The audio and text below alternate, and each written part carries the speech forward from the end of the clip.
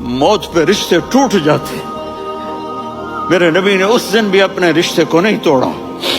ابراہیم جیسی شخصیت کہیں گے سنو اے اللہ تیری میری دوستی کا واسطہ مجھے بچا لے, تیری میری دوستی کا واسطہ مجھے بچا لے. عیسیٰ علیہ السلام کہیں گے یا اللہ میں اپنی ماں مریم کا بھی سوال نہیں کرتا, میری جان بچا لے, مریم جانے تو جانے.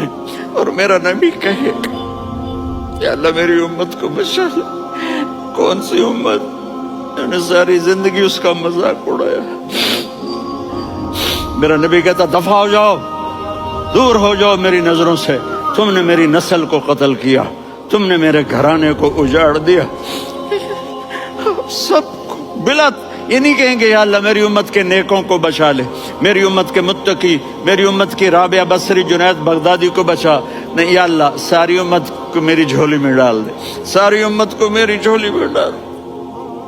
یہاں اللہ کہے گا وَلَسَوْفَ يُعْطِيكَ رَبُّكَ.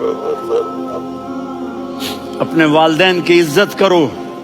یہاں کا بڑھاپا بڑا خوفناک ہے کہ اولادیں چھوڑ جاتی ہیں اور ماں باپ ٹوائلٹ جانے سے بھی عاجز ہوتے ہیں.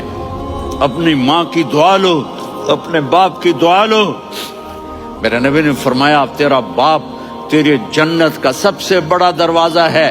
اگر تو نے باپ کو ناراض کر کے موت پائی تو تیرے لیے جنت کا دروازہ کھل نہ سکے گا.